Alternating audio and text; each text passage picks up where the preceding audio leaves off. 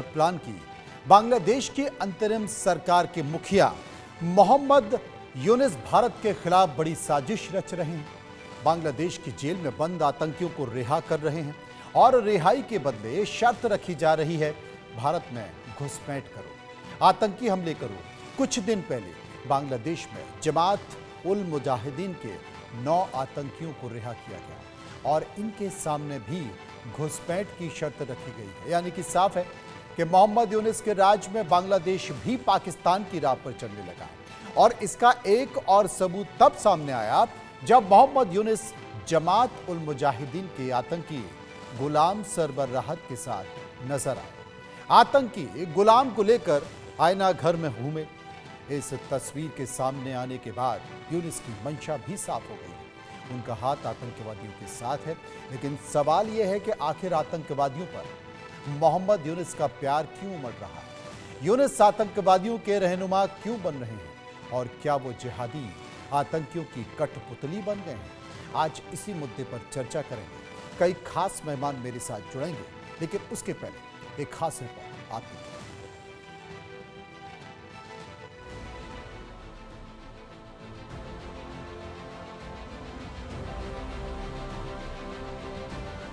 इस तस्वीर को ध्यान से देखिए। ये तस्वीर मोहम्मद यूनुस का असली चेहरा है। ये तस्वीर वो सबूत है जो बयां कर रही है कि बांग्लादेशी यूनुस का हाथ आतंकियों के साथ है। ये तस्वीर चीख चीख कर गवाही दे रही है कि यूनुस राज में बांग्लादेश आतंकियों की पनाहगाह बन गया है। इस तस्वीर में यूनुस जमातुल मुजाहिदीन के आतंकी गुलाम सरवर राहत के साथ दिख रहे हैं। ये तस्वीर उस वक्त की है जब बांग्लादेश की अंतरिम सरकार के प्रमुख अपने साथ जेएमबी के आतंकी को लेकर आईना घर में घूम रहे थे, उसके साथ गलबहियां कर रहे थे। और आतंकियों को लेकर यूनुस की मंशा तब और साफ हो गई थी जब आईसिस से संबंध रखने वाले आतंकवादी संगठन जमातुल मुजाहिदीन बांग्लादेश के 9 आतंकियों को रिहा कर दिया गया। जिन आतंकवादियों को छोड़ा गया उन पर शिया मुसलमानों की मस्जिद ए अल मुस्तफा के इमाम और मुअज्जिन समेत 3 लोगों की हत्या का आरोप था। जिन आतंकवादियों को बरी किया गया उनमें इमदादुल हक, रजीबुल इस्लाम, यासीन अली, अब्दुल हमीद, आजाद प्रमाणिक और अब्दुल बासित शामिल हैं। इन आतंकियों को रिहा कर भारत में घुसाने का प्लान तैयार किया गया है। इनको चेतावनी दी गई थी या तो लंबी सजा भुगतो या फिर भारत में जाकर बड़ी आतंकी वारदात करो। कट्टरपंथियों, जिहादियों और आतंकियों की गोद में खेल रहे यूनुस भारत के खिलाफ कैसे साजिश रच रहे हैं, इसका अंदाजा इसी बात से लगाया जा सकता है कि जिन आतंकवादियों को जेल से रिहा कर भारत भेजने की तैयारी की जाती है उनका रिकॉर्ड पहले ही बांग्लादेश के क्राइम डेटाबेस से हटा दिया जाता है, जिसके बाद कोई ये ना कह सके कि ये आतंकवादी पहले से ही बांग्लादेश की क्राइम डेटा लिस्ट में शामिल था। साफ है कि यूनुस पाकिस्तान की तरह आतंकी मुल्क की राह पर चल पड़े हैं। वो बांग्लादेश को पाकिस्तान की तरह बनाना चाहते हैं, भारत के खिलाफ साजिश रच रहे हैं। लेकिन आतंकी मंसूबा पालने वाले मोहम्मद यूनुस को भारत ने कड़ी चेतावनी दी है। विदेश मंत्रालय के प्रवक्ता ने कहा है कि जब विदेश मंत्री एस जयशंकर ने मस्कट में बांग्लादेश के तौहीद हुसैन से मुलाकात की थी, तब बांग्लादेश का मुद्दा उठा था। विदेश मंत्री एस जयशंकर ने स्पष्ट कर दिया था कि बांग्लादेश को आतंकवाद के मसले को सामान्य तौर पर नहीं लेना चाहिए। बांग्लादेश के लिए यह महत्वपूर्ण है कि वो आतंकवाद को सामान्य न बनाए। भारत का संदेश साफ है कि बांग्लादेश अगर आतंक की राह पर चला तो उसे इसका अंजाम भुगतना होगा।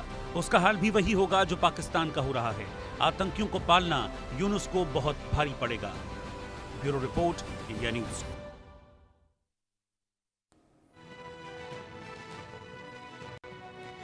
तो आतंकी मुल्क की राह पर बांग्लादेश को ले जा रहे हैं यूनिस, और तमाम तरह के संकेत आपने देखे कि किस तरीके से बांग्लादेश की जेल में बंद आतंकवादियों को रिहा किया जा रहा है। गुलाम का संकेत साफ तौर पर यही बताता है। और तो और रिहा तो किया गया, इसके साथ साथ वो यूनिस उनके साथ मंच भी शेयर कर रहे हैं। मैं आपको तस्वीरों के जरिए बताता हूं कि आतंकवादियों के रहनुमा आखिर क्यों बन रहे हैं यूनिस। फरवरी 2025 में जमात उल मुजाहिदीन के 9 आतंकवादियों को रिहा किया गया। किसने किया? मोहम्मद यूनिस ने रिहा किया। इसके साथ साथ 2 दिसंबर 2024 को आतंकी अब्दुल सलाम 17 साल बाद जेल से रिहा किए गए। एक और संकेत, इसके ठीक बाद एक और संकेत, 2 सितंबर आतंकी जशीमुद्दीन रहमानी जेल से रिहा किए गए। एक और संकेत कि किस तरीके से आतंकवादियों के रहनुमा बने हुए हैं मोहम्मद यूनिस। और 27 अगस्त को भी आतंकी जशीमुद्दीन रहमानी को पेरोल मिल गई। पहले रिहा किए, उसके बाद फिर पेरोल भी मिल गई कि जाइए अपने आतंकवादी जो गिरोह है, जो संगठन है, उसको एक्टिव कीजिए और भारत में घुसपैठ की तैयारी कीजिए। तो एक तरफ जो बांग्लादेश की जेलों में बंद आतंकवादी थे, जो आतंकवादी घटनाओं को अंजाम दे रहे थे, वो तमाम आतंकवादी छोड़े जा रहे हैं, रिहा किए जा रहे हैं और उसके बाद पाकिस्तान के हुक्मरानों के साथ, पाकिस्तान की सेना के मुखिया के साथ, आईएसआई की चीफ के साथ लगातार मोहम्मद यूनुस बैठक कर रहे हैं और बैठक करके भारत के खिलाफ आतंकवादी घटनाओं को अंजाम कैसे दिया जाए इसकी तैयारी भी कर रहे हैं। अब देश का सवाल क्या है? देश का सवाल यह है कि आतंकी मुल्क की राह पर बांग्लादेश को क्या वाकई ले जा रहे हैं यूनुस, और आतंकवादियों पर मोहम्मद यूनुस का प्यार आखिर क्यों उमड़ रहा है? क्या जिहादियों को आतंकवादियों की कठपुतली बनते जा रहे हैं यूनुस? और भारत की चेतावनी के बाद क्या बांग्लादेश में हालत बदलेंगे? इन तमाम तरह के मुद्दों के इर्द गिर्द, इन सवालों के बीच हम चर्चा करेंगे। चर्चा के लिए मेरे साथ major general retired Dhruv Katoch, defence expert, major general retired Anuj Mathur, defence expert, Pradeep Kumar, पूर्व राजनयिक और निपुण आलम बयान, विदेशी मामलों के जानकार मेरे साथ होंगे, और शुएब चौधरी, बांग्लादेशी पत्रकार मेरे साथ होंगे। सबसे पहले मैं शुएब चौधरी के पास चलूंगा और जानूंगा कि आज की स्थिति, शुएब चौधरी साहब, क्या है? जिस तरीके से मोहम्मद यूनुस आतंकवादियों को छोड़ने के संकेत दे रहे हैं, बहुत लंबी फहरिस्त है, लगातार उनको छोड़ा जा रहा है। पाकिस्तान के साथ बैठकें हो रही हैं, भारत में किस तरीके से घुसपैठ की जाए, किस तरीके से उग्रवाद फैलाया जाए, इसे लेकर रोड मैप किया जा रहा है। भारत के संकेत तो साफ हैं, लेकिन क्या वाकई मोहम्मद यूनुस मानने को तैयार है? बहुत बहुत धन्यवाद मनोज भाई। देखिए, आपने जो अभी जमातुल मुजाहिदीन बांग्लादेश की बात कर रहे थे, जेएमबी, इसके जो चीफ है, इसके नाम है सलाउद्दीन सालेहीन, और वो भारत के 24 परगना में 2014 साल से है। उसको पुलिस वैन से, प्रिजन वैन से उसको रेस्क्यू हाईजैक करके ये जिहादियों ने उसको हाईजैक किया था, और आज तक 2014 से आज तक वो 24 परगना में है। दूसरी आपने जो बात कही आयना घर की, देखिए ये यूनुस ने ये आयना घर 6 महीने में बनाया है, और आयना घर के अंदर नए कॉमोड है, दीवार भी नया है, सब कुछ नया है, ब्रांड न्यू। सो ये यूनुस के एक फायदा है, इसने ये कॉपी किया, ईरान की इविन जेल एक है, वहां से ये कॉन्सेप्ट को चोरी करके ये आयना घर बनाया। क्यों? कि बांग्लादेश की जो आर्मी के अंदर और लॉ एनफोर्समेंट एजेंसी के अंदर जो काउंटर टेररिज्म ऑफिसर्स है, इन सब के खिलाफ ये आयना घर की इल्जाम लगा के सबको खत्म करना चाहते हैं। और मैं एक ब्रेकिंग स्टोरी देता हूँ इंडिया न्यूज के दर्शकों को, कि यूनुस ने जो अब आज तक देखा है आपने कि पुलिस प्रोटेक्शन में यूनुस के जो जिहादियों ने हिंदुओं के ऊपर अत्याचार किया, अटैक किया, अवामी लीग के ऊपर अटैक किया। अभी बांग्लादेश के जो कैंटोनमेंट्स है, कैंटोनमेंट्स के अंदर कोई सिविलियन या पुलिस जाके कुछ नहीं कर सकते, मगर यूनुस ने ये परमिशन दे दी। कल से संडे, कल संडे है, कल से बांग्लादेशी हर कैंटोनमेंट में पुलिस घुसेगा, उसके साथ यूनुस की जिहादियों घुसेगा, और जो ऑफिसर काउंटर टेररिज्म में रोल प्ले किया, लीड रोल किया, इनके घर में जाके ये रेड करेगा। सो क्या लगता है, यूनुस चाहते हैं कि बांग्लादेश आर्मी को कंप्लीटली डिसमेंटल करके उसके जो आपने भी आपके प्रोग्राम में पहले आपने बताया उसके बारे में कि इस्लामिक रिवॉल्यूशनरी आर्मी जो वो गठन कर रहे हैं, पैरामिलिशिया, पाकिस्तानी आर्मी उसको ट्रेन कर रहा है, वो पैरामिलिशिया को देके बांग्लादेश आर्मी को रिप्लेस करने की एक बहुत ही गंभीर साजिश है। सो आपने जो कहा बांग्लादेश में क्या हो रहा है, बांग्लादेश को पाकिस्तान बनाने की कोशिश में है यूनुस। पाकिस्तान की तरह एक टेररिस्ट नेशन, आतंकवादी मुल्क, और भारत के खिलाफ बहुत ही गंभीर षड्यंत्र अभी चल रहा है। कि आपको मालूम है कि पाकिस्तान आईएसआई के जो डेलीगेशन आए थे ढाका में, उन्होंने हमारे 6 पॉइंट बॉर्डर की, बांग्लादेश इंडिया बॉर्डर की 6 पॉइंट भी उन्होंने वो सब गए, और उसी बॉर्डर एरिया में ये ट्रेनिंग कैंप, उल्फा के ट्रेनिंग कैंप तैयार कर रहे हैं। और आपको मालूम है कि उल्फा के जो चीफ परवेज बरुआ, ये बहुत दिनों से बांग्लादेश में है। तो आप देखिए, एक तरफ परेश बरुआ है, एक तरफ पाकिस्तान आर्मी के ऑफिसर थे यहाँ बांग्लादेश में। अभी आईएसआई का तो एकदम खुलेआम मूवमेंट चल रहा है।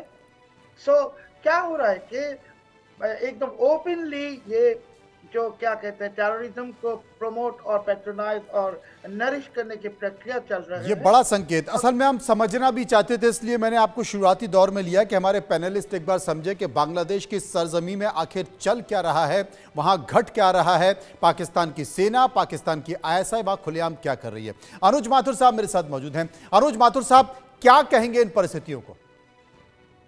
देखिए मनोज जी, थोड़ा सा हमें इसके बांग्लादेश के बारे में समय कम होता है ऐसे डिस्कशंस में, लेकिन फिर मैं थोड़ा सा इतिहास बताऊंगा।